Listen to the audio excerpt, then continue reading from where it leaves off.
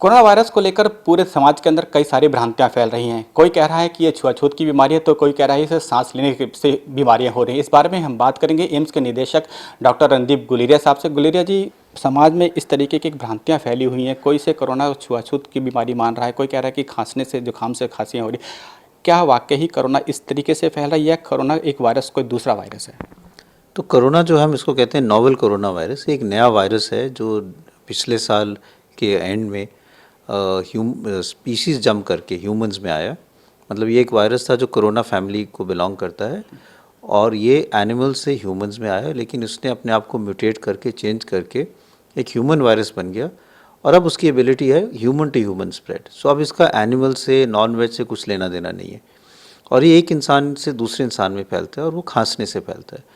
तो अगर हम खांसते हैं तो जो वायरस है वो हमारे खांसने से हवा में आ जाता है और ड्रॉपलेट्स में आ जाता है, और क्लोज कॉन्टैक्ट में कोई हमारे आता है तो वो जो वायरस है उनके सांस की नाली में जा सकता है और उनसे इन्फेक्शन हो सकता है। दूसरा है कि ये जो वायरस है ये सरफेस पे सेटल हो जाता है। हम खांसे, हमारा जो ड्रॉपलेट्स हैं वो किसी सरफेस पे सेटल हुए, टेबल पे हो गए, कुर्सी पे हो गए, और उस कुर्सी या टेबल को किसी ने छू लिया तो वायरस उनके हाथ पे आ जाता है और वो अपने हाथ को अगर मुंह पे लगाएंगे तो वायरस फिर उनके सांस की नाली में चला जाएगा। तो ये इसलिए हम ये कहते हैं कि सोशल डिस्टेंसिंग बहुत ज़रूरी है, हैंड वॉशिंग बहुत ज़रूरी है, क्योंकि इन दो तरीक़ों से हम वायरस को आगे स्प्रेड करने से रोक सकते हैं। सर, WHO से लेकर सरकार ने भी इसे एक महामारी का नाम दे दिया है जी। अब ये कहा जा रहा है कि ये अभी सेकंड स्टेज में चल रहा है भारत के अंदर, और अगले 2 हफ्ते के अंदर ये थर्ड स्टेज में जा सकता है। क्या थर्ड स्टेज इससे भी ज़्यादा भयावह हो सकती है अपने देश के लिए? हाँ, थर्ड स्टेज जो है वो एक घबराने वाला स्टेज हो सकता है, क्योंकि अभी तक जो हमारे केसेस हैं वो कम हैं और वो वही पेशेंट्स लोग हैं जो या तो बाहर से आए हैं या उनके क्लोज कॉन्टैक्ट्स हैं। थर्ड स्टेज का ये मतलब है कि कम्युनिटी में इन्फेक्शन अब फैल रहा है और फिर ये जो हम अभी क्राइटेरिया यूज़ कर रहे हैं इनका कोई माने नहीं रहेगा और लोगों में एकदम इन्फेक्शन फैलना शुरू हो जाएगा। उससे ये होगा कि हमारे हेल्थ सिस्टम पे एकदम ज़्यादा प्रेशर पड़ेगा, एडमिशन्स बढ़ जाएंगी, आईसीयू बेड्स की ज़रूरत ज़्यादा हो जाएगी और एकदम हेल्थ केयर पे बहुत ज़्यादा स्ट्रेन पड़ेगा।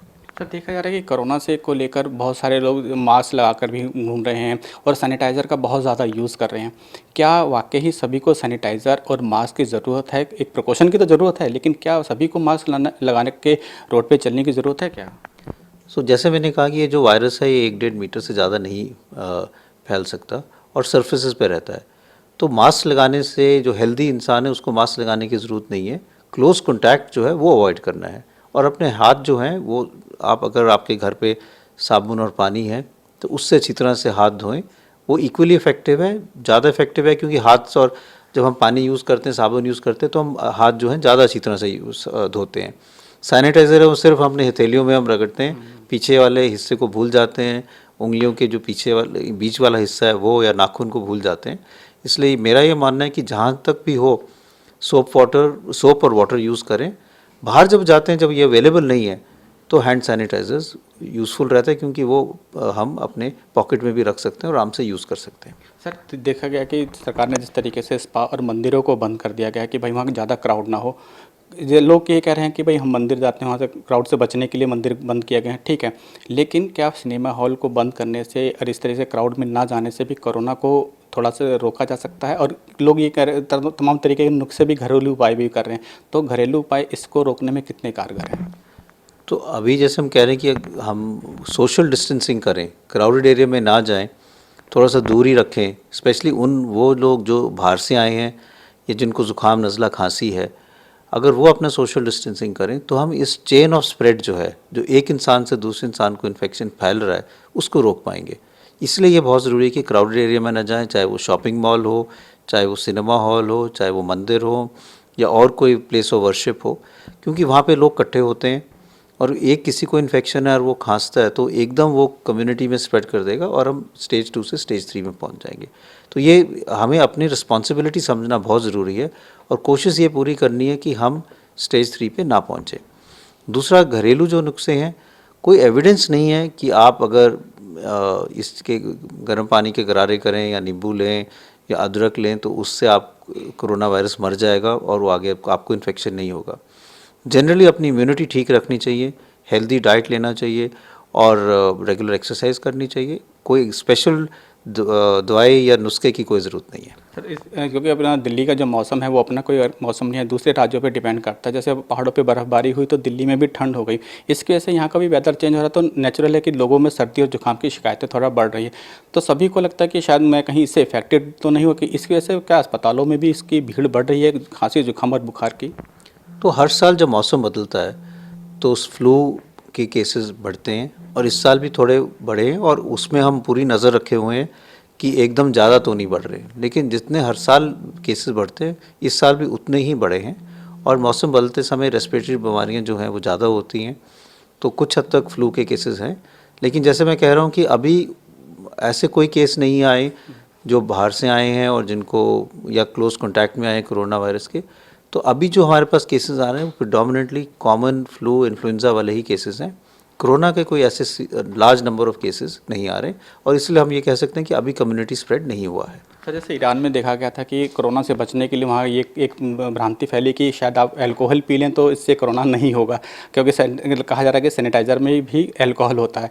क्या इस तरीके से, जैसे आपने भी अपने भी व्हाट्सएप पे दिल्ली शहर में भी एक चल रहा है कि भाई आप अगर अल्कोहल का यूज़ करते हैं या मांस वगैरह खाते हैं तो इससे कम हो सकता है, और खासकर मांस को लेकर कहा जा रहा है कि इसको खाने से कोरोना भी हो सकता है।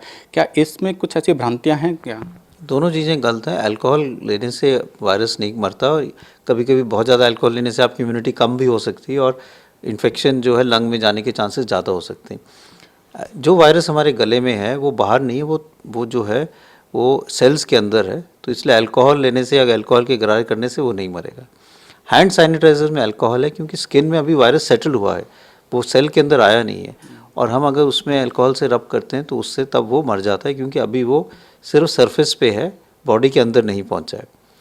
दूसरा ये कि जो ये वायरस है एक ह्यूमन वायरस है, अब ये ह्यूमन टू ह्यूमन स्प्रेड कर रहा है, इसका नॉन वेज से कुछ लेना देना नहीं है, तो इसलिए नॉन वेज खाने से इन्फेक्शन हो जाए ये एक गलत सॉर्ट ऑफ र्यूमर है।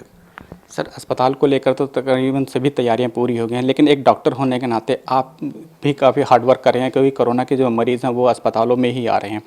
तो आप लोगों की हार्ड वर्किंग को देखते हुए किस तरीके से आप और इसको बेहतर करने की कोशिश करेंगे? नहीं, ये तो एक सारे हेल्थ वर्कर्स के लिए एक मेजर चैलेंज है कि वो कैसे अपनी हेल्थ ठीक रखें, क्योंकि ये एक लॉन्ग बैटल है, 1-2 दिन की तो बात नहीं है। और हमारा सबके लिए हेल्थ सिस्टम में, चाहे वो हेल्थ वर्कर हो, चाहे नर्सिंग स्टाफ हो, चाहे डॉक्टर हो, रेजिडेंट हो, सबके लिए एक बहुत स्ट्रेन होने वाला है, और इसलिए बहुत ज़रूरी है कि हम पूरे एक्टिव रहें और पूरी कोशिश करें कि हमें इन्फेक्शन ना हो, और हम पूरी तरह से सारे लोगों को, चाहे वो उनको कोरोना हो या और जो पेशेंट्स हैं वो भी नेग्लेक्ट नहीं हो, सबका केयर पूरी तरह से कर पाएँ, उसी की पूरी कोशिश है। एक आखिरी सवाल सर, डॉक्टर होने के नाते आप मरीजों को या आम पब्लिक को किस तरीके से अवेयर करेंगे कोरोना वायरस को लेकर, क्योंकि बहुत सारी भ्रांतियाँ, उन भ्रांतियों को आप कैसे दूर करने की कोशिश करेंगे? तो मैं तो सिर्फ 2-3 चीज़ें कहूँगा। एक तो पैनिक ना करें, दूसरा हम एज रिस्पॉन्सिबल सिटीज़न अपनी रिस्पॉन्सिबिलिटी समझें, सोशल डिस्टेंसिंग करें, क्राउडेड एरियाज़ में ना जाएं। अगर हम बाहर से आए हैं, विदेश से आए हैं और ऐसे एरिया से आए हैं जहाँ कोरोना आउटब्रेक हुआ है या किसी पेशेंट के संपर्क में आए हैं, तो हम अपने आप को सेल्फ क्वारंटाइन करें, 2 हफ्ते के लिए घर पे ही रहें, जिससे हम आगे इन्फेक्शन ना फैलाएं, और रेगुलर हैंड वॉशिंग करें। अगर हमें ज़ुकाम, नज़ला, खांसी है तो मास्क डालें, और पैनिक ना स्प्रेड करें। ये थे डायरेक्टर साहब जिनका कहना था कि कोरोना एक पैसे पैनिक ना फैलाएं, बल्कि आप साफ सफाई रखें, इससे बचा जा सकता है। कैमरामैन शूरवीर के साथ अनिल कुमार सिंह, टोटल न्यूज़।